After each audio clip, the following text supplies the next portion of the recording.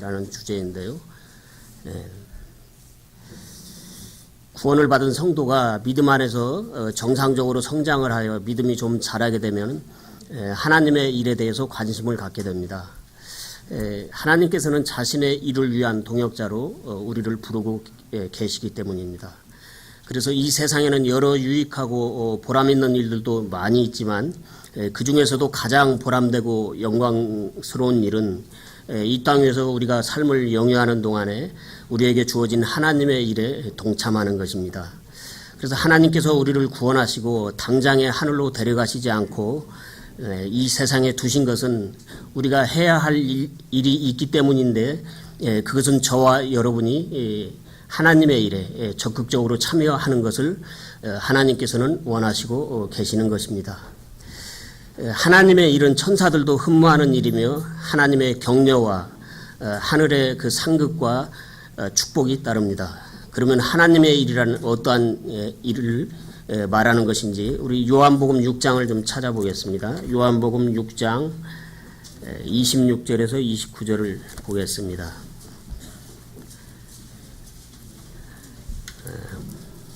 먼저 26절에서 29절까지입니다. 예수님께서 그들에게 대답하여 이르시되 진실로 진실로 내가 너희에게 이르노니 너희가 나를 찾는 것은 너희가 기적들을 보았기 때문이 아니요 빵을 먹고 배불렀기 때문이로다. 썩어 없어지는 양식을 위해 수고하지 말고 영존하는 생명에 이르도록 항상 있는 그 양식을 위해 수고하라. 그것은 사람의 아들이 너희에게 주리니 그를 하나님 아버지께서 봉인하셨느니라 하시니라. 그때 그들이 그분께 이르되 우리가 어떻게 하여야 하나님의 일들을 하리이까 하매 예수님께서 그들에게 대답하여 이르시되 하나님께서 보내신 자를 너희가 믿는 것 이것이 곧 하나님의 일이니라 하시니라. 예수님께서는 하나님의 그 일에 참여하기를 원하는 제자들에게 자신을 믿는 것이 하나님의 일이라고 말씀을 하시고 그 하나님의 일에 대해서 40절에서 좀 더 구체적으로 말씀을 하고 있습니다. 그 하나님의 일이란 결국 예수님께서 세상에 오셔서 한 일들인데요. 그 일에 대한 핵심 내용을 요한복음 6장 40절에서 말씀하고 계시는 것입니다.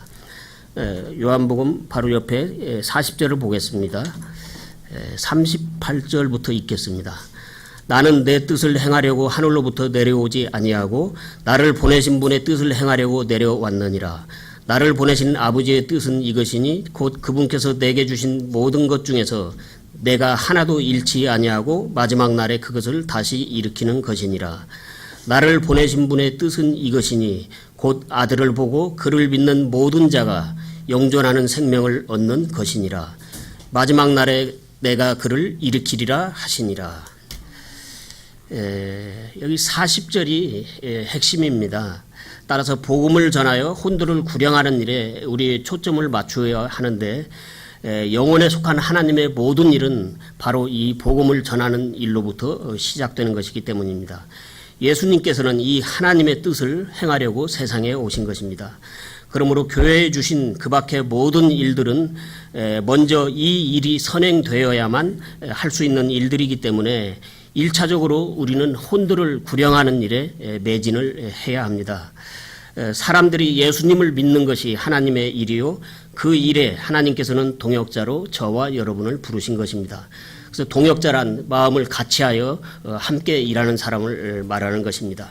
그러면 동역자의 요건에 대해서 보겠는데요. 동역자는 먼저 구원을 받은 자라야 합니다. 이것은 참 두말할 필요도 없는 것이죠. 거기 마태복음 15장 14절을 보겠습니다. 그 뒷면에 있습니다. 그들을 그냥 두라. 그들은 눈먼 자들을 인도하는 눈먼 지도자로다. 눈먼 자가 눈먼 자를 인도하면 둘 다 도랑에 빠지리라 하시매.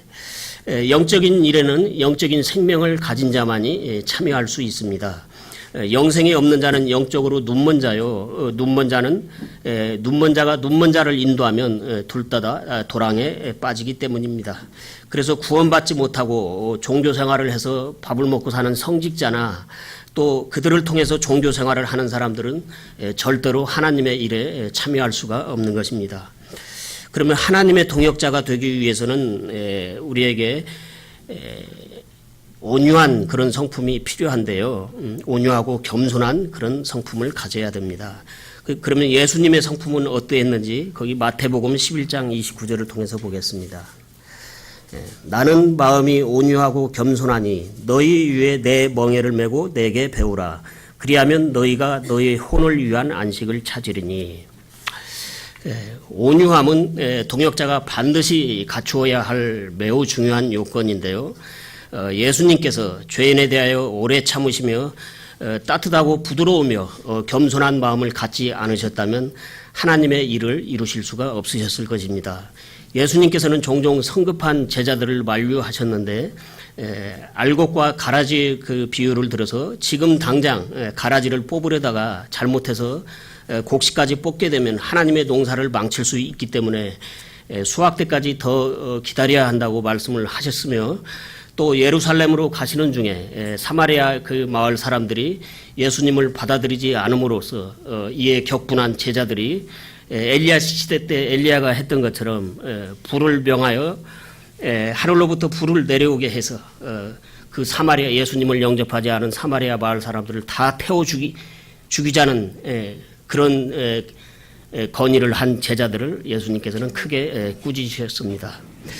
뿐만 아니라 예수님은 온갖 모욕과 수치와 조롱과 멸시를 참으셨으며 마지막 십자가에 달리셨을 때도 원수들을 위하여 아버지께 저들을 용서해달라며 기도를 하셨습니다.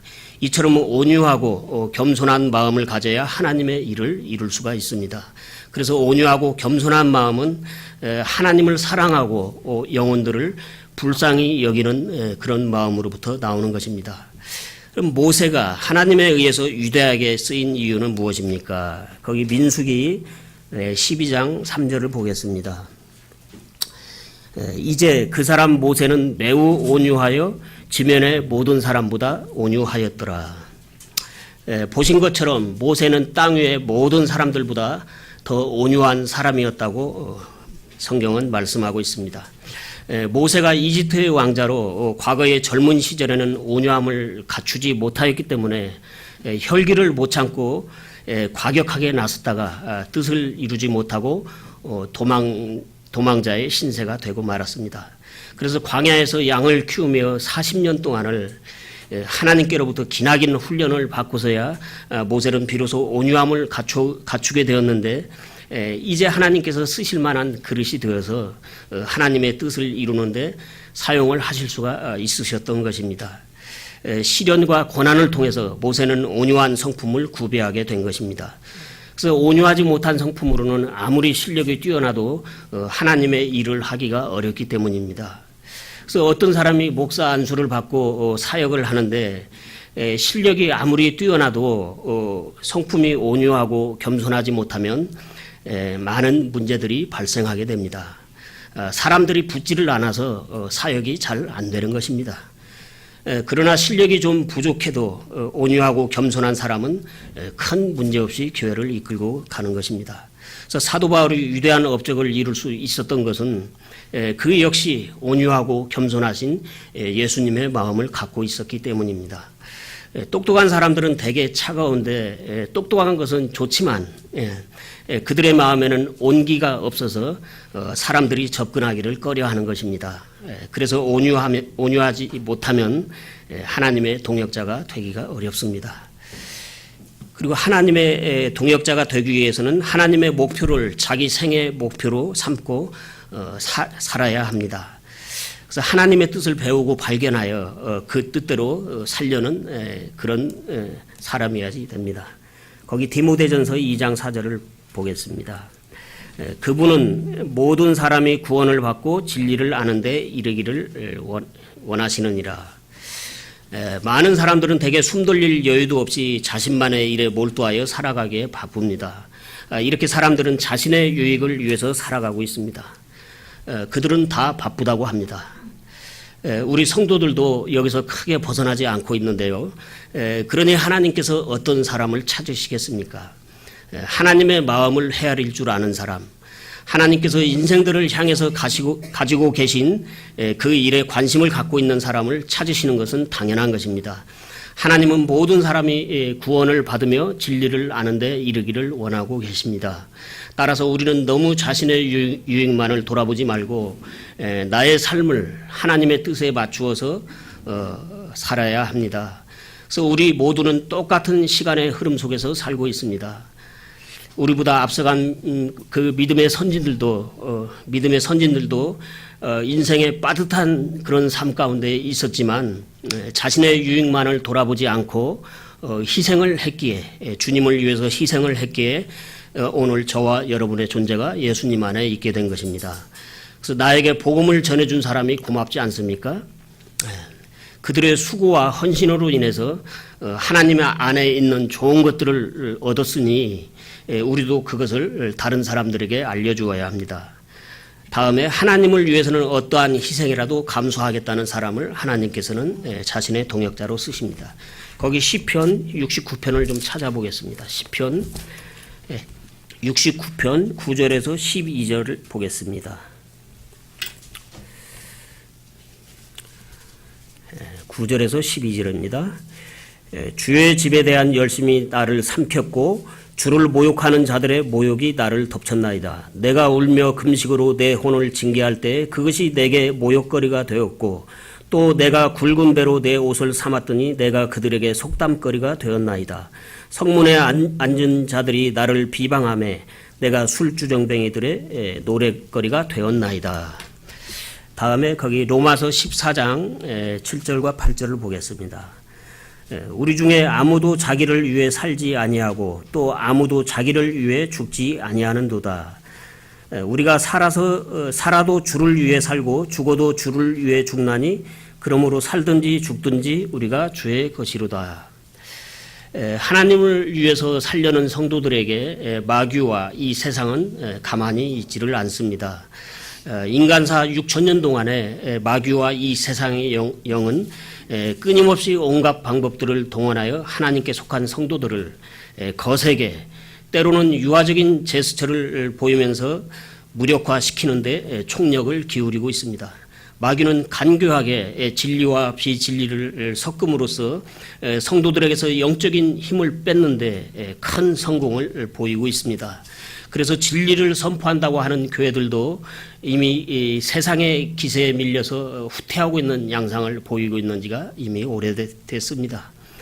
그럼에도 하나님의 참된 성도는 이 세상에 속한 것이 아니요 하늘에 속하였기 때문에 하늘의 생활 방식을 추구하며 이 세상의 철학과 사조로부터 분리된 삶을 살아야 하는데 그러기 위해서는 희생을 감수하지 않으면 안 되는 것입니다. 이러한 우리들을 비웃고 조롱하는 그 불신자들의 모욕도 감수해야 합니다. 그래서 하나님의 집을 사모하는 열심이 크다면 우리는 우리의 모든 것을 예수 그리스도 그분께 고정하고 이 세상에서의 불이익도 감수해야 하는 것입니다. 이런 성도를 하나님께서는 귀한 동역자로 쓰십니다. 다음에 동역자는 종의 마음을 가져야 합니다. 종은 특별히 주인의 마음을 신뢰해야 합니다. 거기 에베소서 6장 5절을 보겠습니다. 종들아 육체에 따라 너희의 주인된 자들에게 두려워하고 떨며 단일한 마음으로 순종하기를 그리스도께 하듯 하라. 이 말씀은 기본적으로 성도들이 이 세상에서 육체의 상전에게 순종하기를 그리스도께 하듯이 해야 할 것을 가르치는 말씀인데요. 그러기 위해서는 하나님께 대한 신뢰가 있어야 사람들 앞에서도 그렇게 행할 수가 있는 것입니다. 우리가 눈에 보이지 않는 하나님을 온전히 신뢰한다면 눈에 보이는 것들에 대해서도 우리는 바른 태도로 대하게 될 것입니다. 우리가 하나님을 신뢰하기 위해서는 우리의 왕이 되시는 하나님께 대하여 두려워하는 마음과 한결같은 종의 마음을 갖고 있어야 합니다. 하나님께서 본래 갖고 계시는 그런 위험에 대한 두려움뿐만이 아니라 하나님을 사랑하고 존경하기 때문에 그 사랑과 존경에서 나오는 두려움을 가지고 하나님 말씀을 신뢰하며 순종해야 하는 것입니다. 저와 여러분이 각각의 삶의 현장에서 개인적으로 하나님을 신뢰하고 그분의 말씀에 순종하는 생활을 하는지는 다른 성도들을 사랑으로 대하는지 그렇지 않고 냉랭한 마음으로 대하는지를 보면 알 수 있습니다. 하나님을 어떻게 대하는지는 하나님의 형상인 다른 사람들을 어떻게 대하는 것에 그대로 나타나기 때문입니다. 우리가 하나님을 신뢰하지 않으면 신실하고 충성스러운 그런 종의 마음을 가질 수 없습니다.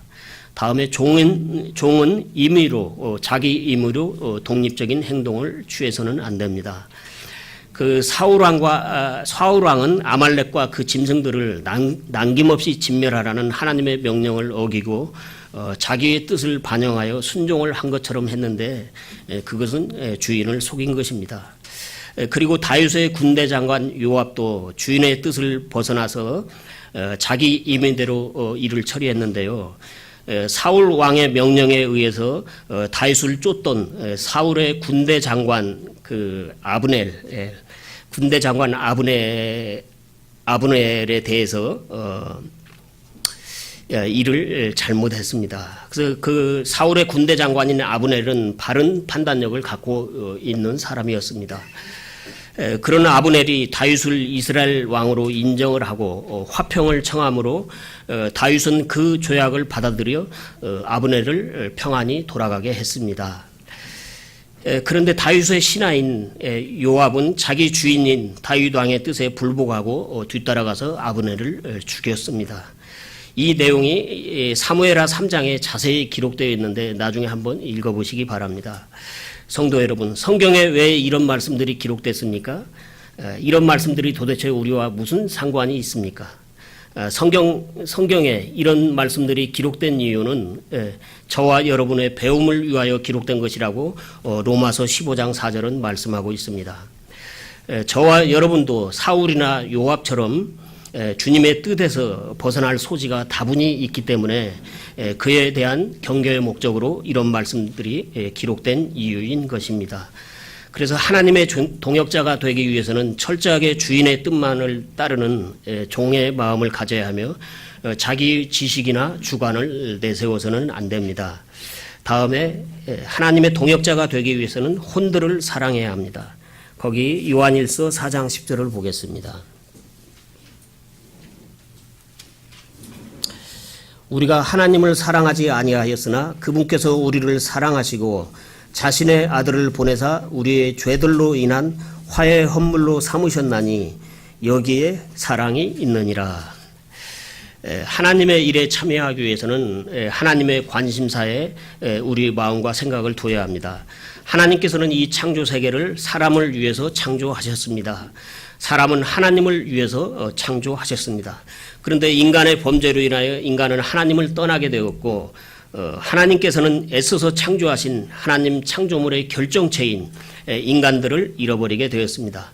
그 잃어버린 영혼들, 혼은 인간의 본체요 하나님의 관심사는 잃어버린 혼들에 있습니다. 잃어버린 혼들을 찾기 위해서 이 세상에 오신 예수님께서는 누가복음 15장에서 세 가지 이야기로 하나님의 애타는 심정을 표현하고 계시는데 그것은 잃어버린 한 마리 그 양을 찾기 위해서 애타는 목자의 심정과 잃어버린 드라크마 한 개를 찾기 위한 여인의 노력, 그리고 잃어버린 아들이 돌아오기만을 학수고대하며 집 밖에 나와서 아들을 기다렸던 아버지의 심정 등으로 하나님의 마음을 말씀하고 있습니다. 이 모든 이야기는 잃어버린 영혼들을 사랑하시는 하나님의 그 사랑의 발로에서 나온 것들이라는 것을 예수님께서는 하나님의 사랑에 대해서 대변해 주시고 계시는 것입니다. 그러므로 하나님의 일은 하나님과 같은 심정으로 혼을 사랑하는 자만이 동참할 수 있는 것입니다. 다음에 하나님의 그 동역자가 되기 위해서는 우리 마음속에 쓴뿌리가 없어야 됩니다. 거기 히브리서 12장 15절을 보겠습니다. 부지런히 살펴 하나님의 은혜에 이르지 못하는 자가 없게 하고 쓴뿌리가 돋아나 너희를 괴롭게 하거나 그것으로 말미암아 많은 사람이 더럽게 되지 않도록 할지니. 저마다 다른 사람들이 모이고 이렇게 만나다 보면 서로 부딪히게 되는 부분이 생길 수밖에 없는데 우리는 상처를 주기도 하고 또 받기도 하면서 살고 있습니다. 이 문제에 대해서 불신자들보다 우리 성도들이 더 예민한 것 같은데요. 그러나 하나님 말씀 안에는 이런 문제에 대한 해결책이 있으므로 그 말씀에 믿음을 화합하여 순종을 하면 해결이 되는데도 성도들이 말씀에 순종하지 않기 때문에 하나님의 그 은혜를 받았지만 그 은혜에 이르지 못하고 쓴뿌리가 난 채로 괴로운 마음으로 마음을 닫고 살아가는 것입니다. 쓴뿌리는 마음을 괴롭게 하며 많은 사람을 더럽게 한다고 말씀하고 있습니다. 그래서 상처를 극복하지 못하거나 치유하지 못한 그 채로 성도의 치유하지 못하고 있는 그 성도의 마음 안에서는 쓴뿌리가 자라나기 시작해서 어느새 마음이 황폐해지는 것입니다. 황폐한 마음이 되면 닫힌 그 조개처럼 마음의 문을 꽉 닫아버리고는 말씀에 순종하기를 외면하고 다른 성도들을 보고도 못 본 채 하거나 냉랭한 마음으로 대하게 됩니다. 이렇게 되면 성경 지식이 차고 넘쳐도 성령님께서 역사하실 수 없는 교회가 되고 맙니다. 성도들이 사랑하는 가운데서 서로 마음의 문을 활짝 열어야 우리 온몸에 피가 돌듯이 성령님께서 성도들의 마음을 오가며 일을 하실 텐데 마음을 닫고 있으면 성령님의 운행을 막게 되어서 예수님의 몸이 되는 이 교회 안에 노폐물이 쌓임으로 더럽게 되는 것입니다. 그래서 병든 현상들이 교회 안에 나타나게 되는 것이죠. 여러분은 이런 건강하지 못한 교회에서 하나님의 일이 제대로 확장될 수 있다고 생각하십니까? 자, 그러면 교회 안에서 쓴뿌리를 갖고 있는 성도만이 문제입니까? 아닙니다. 나와 좀 다르다고 해서 다른 성도들에게 마음을 열지 않는 것이 문제라는 말씀입니다. 이것은 매우 불행한 일입니다. 그런 마음으로 어떻게 믿음 생활을 하며 어떻게 하나님께 기도할 수 있겠습니까? 대단히 미안하지만 그런 성도는 하나님께 복받기를 기대하지 말아야 합니다. 그런 옹색한 마음을 가진 성도는 하나님께서 복을 부어주셔도 마음이 좁아서 밖으로 다 쏟아져 버리고 말기 때문입니다.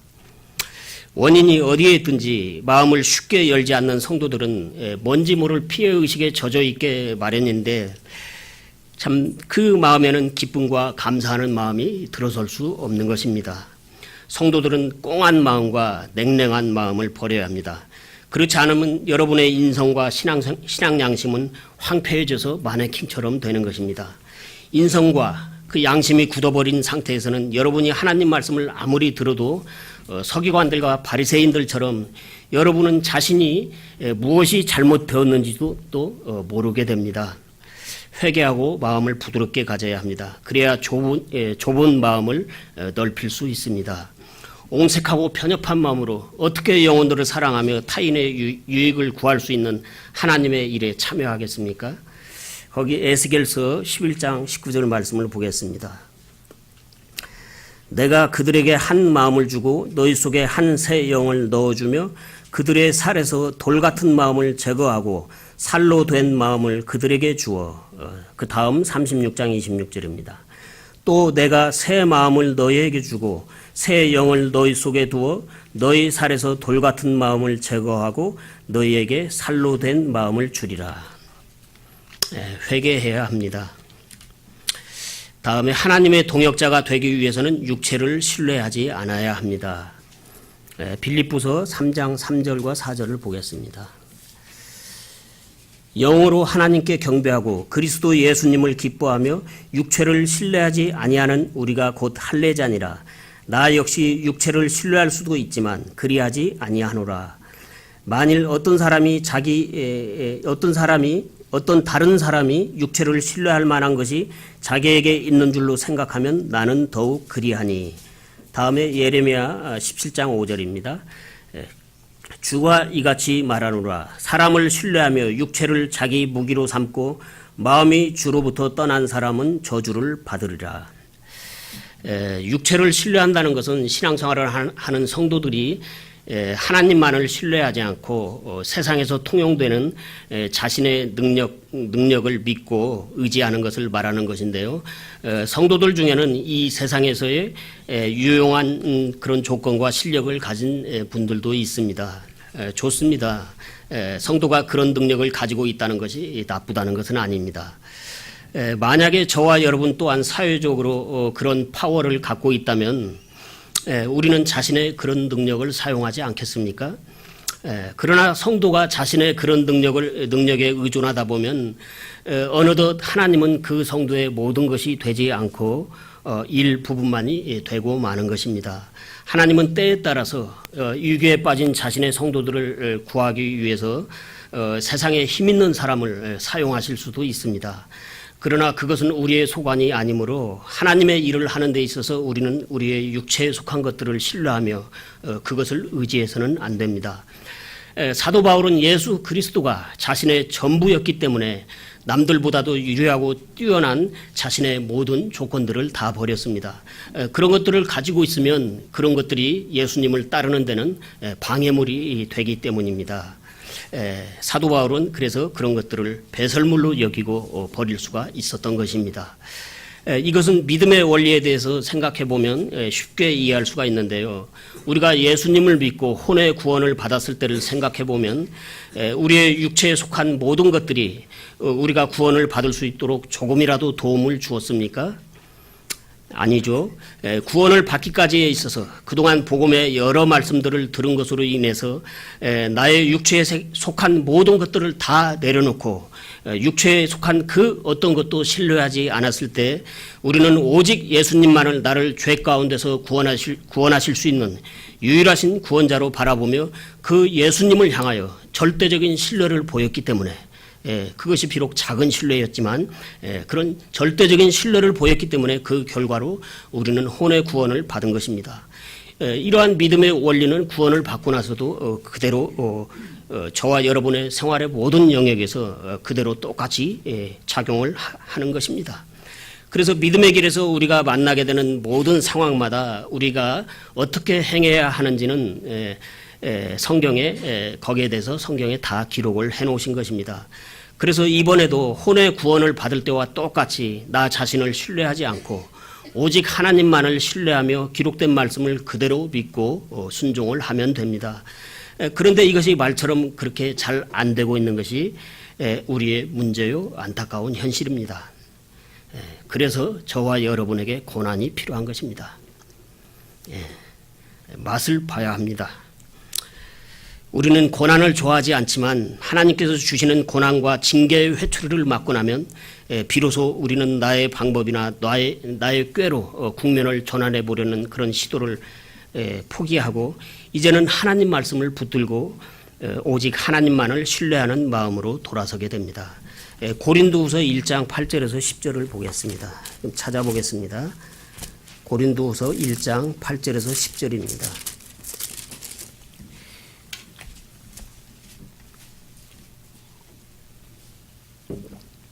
형제들아 아시아에서 우리에게 닥친 우리의 고난에 대하여 너희가 모르기를 우리가 원치 아니하노라. 우리가 힘에 겹도록 한량없이 눌려 심지어 생명까지도 단념하고 우리 속에 죽음의 선고를 받았으니 이것은 우리가 우리 자신을 신뢰하지 아니하고 죽은 자들을 일으키시는 하나님을 신뢰하게 하려 함이라. 그분께서 이같이 큰 사망에서 우리를 건지셨고 건지고 계시며 또 여전히 건지시리니 우리는 그분을 신뢰하노라. 저는 이 말씀을 볼 때마다 마음이 참 아려오는데요.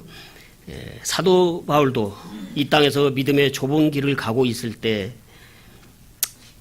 죽고 싶을 때가 한두 번이 아니었겠구나 하는 생각을 하게 하는 구절이기 때문입니다. 예수님께서 사랑하시는 성도 여러분, 인생의 공경 가운데 계십니까? 사람을 신뢰하지 말고 하나님을 신뢰하시기 바랍니다. 사도 바울과 같은 위대한 사람도 이런 극심한 고난을 통해서 하나님을 신뢰하는 것을 배웠던 것입니다. 하물며 저와 여러분이겠습니까? 이렇게 고난을 통해서 하나님을 신뢰하는 법을 배운 성도는 더 이상 육체를 신뢰하지 않는 하나님의 동역자가 될 수 있습니다. 다음에 하나님의 그 동역자가 되기 위해서는 하나님을 위하여 절제하는 삶을 살아야 합니다. 하나님께서는 자신만을 위하여 사는 성도보다는 하나님을 위하여 시간과 물질과 몸을 절제할 줄 아는 그런 성도를 귀하게 쓰십니다. 저와 여러분 같아도 그러지 않겠습니까? 그런데 여러분 이런 성도가 있을까요? 이런 분들이 이런 성도들이 우리 교회 안에도 있다는 것을 하나님은 아십니다. 신앙에 있어서 이런 좋은 자세를 갖춘 성도는 하나님 말씀을 가슴으로 받는 성도이며 부족한 가운데 있지만 그래도 마음속에 간직한 그 하나님 말씀을 따라서 살려고 노력하는 겸손한 성도이며 하나님을 향한 아름다운 믿음의 소원을 가지고 있는 성도입니다. 이런 성도를 하나님께서는 기뻐하시는 것입니다. 자기 자신을 위해서는 인색해도 하나님을 위해서는 후한 사람, 이런 성도를 하나님께서는 귀히 쓰십니다.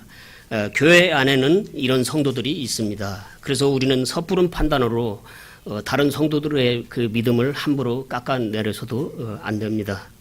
다음에 하나님께서는 담대한 자를 쓰십니다. 거기 잠언 29장 25절을 보겠습니다. 사람을 두려워하면 올무에 걸리려니와 누구든지 주를 신뢰하는 자는 안전하리라. 사람을 두려워하지 않는다는 것은 하나님을 그만큼 신뢰한다는 말인데요. 우리는 믿음 안에서 두려움 없이 담대함을 가져야 합니다. 그래서 다니엘과 그 세 친구들은 바벨론이라는 강대한 제국을 사실상 이긴 믿음의 용장들입니다. 그들은 정말로 우리에게 귀감이 되는 귀한 믿음을 보인 믿음의 사람들입니다. 성도가 하나님보다도 사람을 더 두려워하게 되면 그들의 올무에 걸리게 된다고 말씀하고 있습니다. 그래서 예수님께서도 마태복음 10장 28절에서 몸은 죽여도 혼은 능히 죽이지 못하는 자들을 두려워하지 말고 오직 혼과 몸을 다 능히 지옥에서 멸하시는 분을 두려워하라고 말씀하신 것이죠. 그래서 우리도 담대한 믿음을 갖기 원하는 것입니다. 자, 그런데 여기서 한 가지, 사람을 두려워하지 말아야 한다고 해서 그렇다고 덮어놓고 무대보로 나가서는 안 됩니다. 여기서 우리가 균형을 잘 잡아야 하는데요. 영적으로 웬만큼 성숙한 성도가 아니라면 믿음에 있어서 균형을 잡는 것이 그렇게 쉽지가 않기 때문입니다. 그런데 가만히 보면 우리 인간은 누구를 막론하고 극단으로 치우치는 경향이 매우 짙습니다. 사람에 따라서 그것이 많이 드러나고 적게 드러나는 그런 정도의 차이가 있을 뿐입니다. 그래서 우리는 나의 어떤 경험에 의하여 한번 생각이 굳어지면은 이후로 그러한 문제에 대해서는 사물을 균형 잡힌 시각으로 대하기가 매우 어렵게 됩니다. 객관적으로 봤을 때는 분명히 50대 50이 맞는데도 이미 견고하게 굳어버린 선입견으로 인해서 그것을 균등한 것으로 받아들이려고 하지 않는 그런 특성이 우리에게 강하게 나타난다는 말입니다. 이것은 신앙생활을 하는 데 있어서 굉장한 마이너스로 작용을 합니다. 인간 사회의 규범과 질서에 반하여 우리는 과격한 믿음으로 반응을 해서는 또 안 되기 때문에 이런 말씀을 드리는 것입니다. 성경은 우리에게 믿음에 있어서 순수함을 가르치고 있지만은 과격한 믿음 또한 극단적인 믿음은 가르치지 않습니다. 그러나 균형을 잃고 극단에 치우친 믿음으로 인하여 여러 부작용을 초래하고 있는 사람들이 우리 주위에 얼마나 많습니까? 그래서 담대함과 극단은 다른 것이죠. 그래서 우리에게 균형 잡힌 믿음이 필요한 것입니다. 믿음 안에서 확신과 담대함을 갖되 우리는 균형 잡힌 성도가 되어야 합니다. 이 균형에 있어서는 나중에 또 말씀을 드리도록 하겠습니다. 그러면 하나님의 동역자가 되기 위해서는 자신을 복종시키는 자라야 합니다. 하나님께서는 자신의 몸을 억제하여 복종시키는 자를 동역자로 쓰십니다. 거기 고린도전서 9장 27절을 보겠습니다. 오직 내가 내 몸을 억제하여 복종시킴은 내가 다른 사람들에게 복음을 선포한 뒤에 어떤 방법으로든 내 자신이 버림받은 자가 되지 않게 하려 함이라. 이 구절은 예수님을 믿다가 잘못하면 하나님께 버림받아서 구원을 잃어버릴 수도 있다는 그런 말씀이 아닙니다. 방금 앞의 순서에서도 극단으로 치우치는 것을 주의해야 한다고 말씀을 드렸는데요. 성경을 읽을 때도 단적인 사고를 갖고 구절을 잘못 보게 되면 치명적인 오류에 빠지게 됩니다. 그래서 여기 버림받은 자라는 말이 나오니까 잘못하면 구원을 잃어버릴 수도 있는 것이로구나 하고 극단적인 생각의 오류에 빠져서 자신은 물론 다른 사람들에게 선한 믿음의 행위를 계속하지 않으면은 구원을 잃어버린다고 가르치게 되는 것입니다. 이렇게 해서 믿음 플러스 행위 구원에 잘못된 교리가 나오게 되는 것이죠. 그러나 이 구절은 전혀 그런 말씀이 아니고 사도 바울은 자기가 전한 복음에 합당하도록 명과 실이 상부한 삶을 살겠다고 말씀하고 있는 것입니다. 예수님께서 십자가 위에서 완성하신 복음을 그 복음은 사도 바울을 통해서 널리 전파가 됐습니다. 그래서 다 된 죽에 콧 빠뜨린다는 말이 있는데요. 사도 바울은 자신이 전파한 예수 그리스도의 복음에 조금이라도 그 누가 되지 않도록 자신의 육체의 소욕을 철저히 억제하겠다는 말씀인 것입니다. 그런 정신무장을 하고 살았기에 사도 바울은 인생의 마지막 순간을 맞이할 무렵에 이제 내가 내 자신을 헌물로 드릴 준비가 되었고 나의 떠날 때가 가까이 이르렀도다. 내가 선한 싸움을 싸우고 나의 달려갈 길을 마치고 믿음을 지켰다고 디모데에게 말할 수 있었던 것입니다. 예수님을 몰랐을 때 복음을 핍박한 바울은 자신이 핍박했던 그 복음을 위해서 자신의 모든 수고와 몸마저 내놓은 것입니다.